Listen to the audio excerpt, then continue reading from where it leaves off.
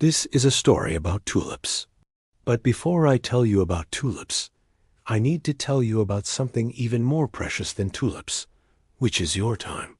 And I know that you think it as precious because you spend money on courses just so you can save an hour here or there.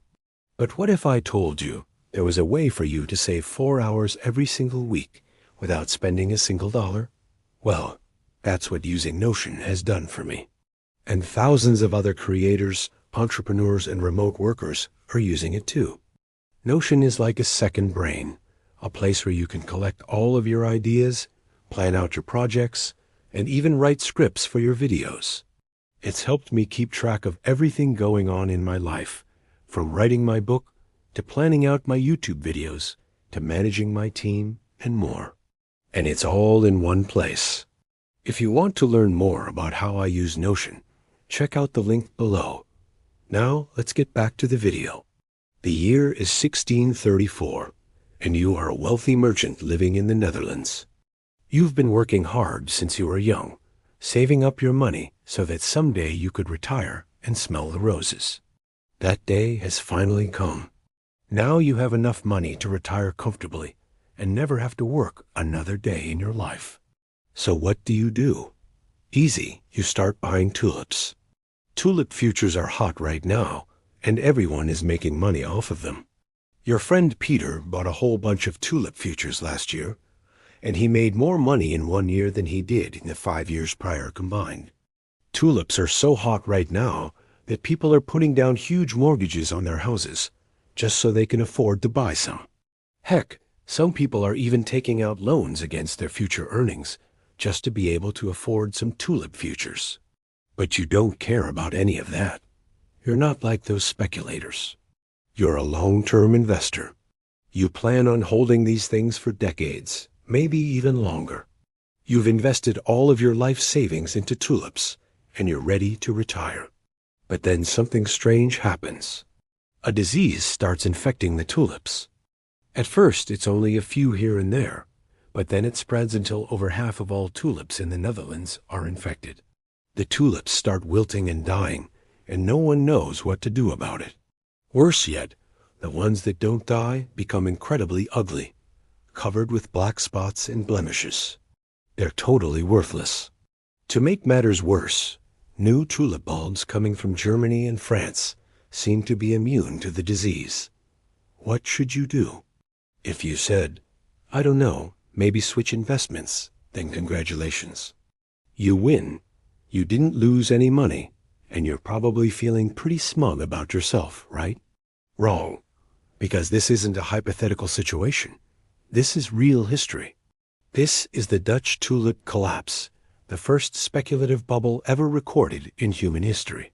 And it wiped out the entire net worth of an entire nation. You see, in the 1630s, tulips were more than just a flower. In fact, they were a status symbol, kind of like owning a rare NFT today. Only the rich and powerful could afford them. Everyone else had to rent them just so they could look at them for a little while. They became so popular that tulip futures were being traded all over the country. People would bet on what the price of tulips would be in the future, hoping to make a profit by buying low and selling high. In the fall of 1634, prices were booming. One bulb could easily sell for over 1,000 florins, the equivalent of $10,000 today. But prices weren't driven by supply and demand. They were driven by speculation. And the more people speculated, the higher the prices went. Eventually, the prices got so high that no one could afford to buy tulips anymore. The market collapsed and prices fell faster than they'd risen, wiping out billions of dollars in wealth.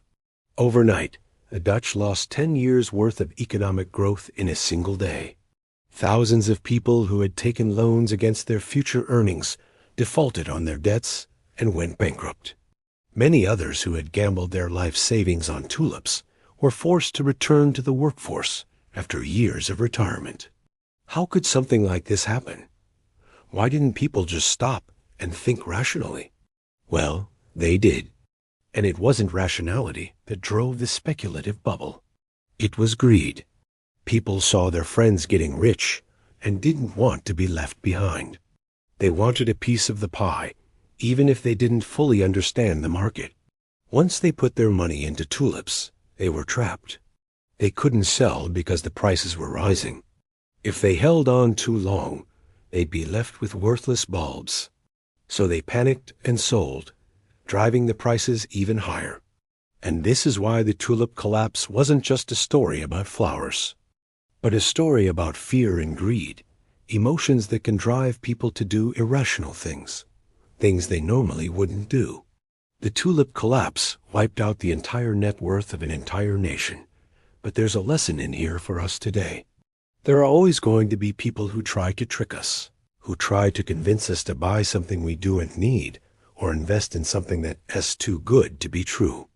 We have to be careful and not let our emotions get the best of us. This story goes back further than you might think. It actually started all the way back in 1593, when a ship arrived in the Netherlands carrying a strange new flower. No one had ever seen anything like it before. The petals were a brilliant shade of red, and the flower was huge, almost as big as a man's hand. The name was a tulip, a type of flower native to Turkey, and it quickly became a sensation. At first, they were only available to the rich and powerful, but soon everyone wanted a piece of the action. Farmers started growing tulips en masse, and the flower quickly became a symbol of wealth and power. People started wearing them on their hats and carrying them in their hands. The tulip craze was in full swing. The Dutch East India Company, or VOC, was a massive trading company that controlled most of the spice trade in the Indian Ocean. It was also responsible for bringing the first tulips to Europe. When the ship carrying the tulips arrived in the Netherlands, the VOC was in desperate need of money. They had recently suffered a major setback and were in danger of going bankrupt. But they hit on a brilliant idea. They would sell the tulips to the Dutch and use the money to fund their operations. It seemed like a good idea at the time, but it quickly spiraled out of control. The tulips were more popular than the VOC could have ever imagined, and they were making a killing. But as the popularity of the tulips grew, so did the price. Soon, the VOC was making more money from selling tulips than they were from selling spices. And that's when the trouble started. The VOC was a trading company, not a gardening company. They didn't know anything about tulips. They had no idea how to grow them or how to take care of them. But that didn't stop them from trying. They hired a bunch of gardeners and set up their own tulip farm, but it was a disaster. The tulips didn't grow well in Europe, and the VOC was losing money. Desperate to make a profit, they started selling the tulips to speculators, people who would buy the bulbs and then resell them for a profit. The speculators were happy to help. They saw the potential in the tulip and were eager to make a quick buck. But this is where the trouble really started. As the speculators started buying up all the tulips, the prices started to rise. The VOC was thrilled. They were finally making money again. But the speculators were starting to get nervous. They knew that eventually the prices would have to come down, but they didn't know when.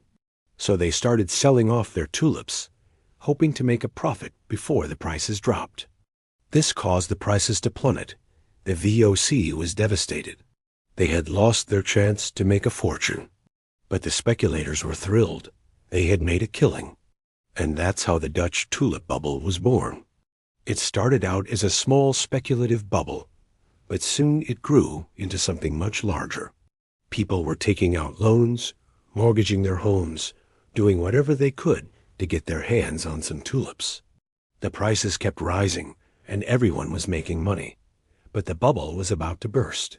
One day in early 1637, a rumor started spreading. A mysterious disease was killing off the tulips. People panicked. They didn't know if the disease was contagious or not, but they were afraid to find out. They started selling their tulips, but there were no buyers. The disease wasn't contagious, but it didn't matter. The bubble had burst. People were left holding worthless bulbs, and the economy of the Netherlands collapsed. The tulip bubble is still considered to be the first speculative bubble in history, and it's a warning sign for us today. We have to be careful when we see something like this happening again, because it could happen again. Thanks for watching. If you enjoyed this video, please hit the like button. It really helps us out. Also be sure to subscribe so you never miss another video.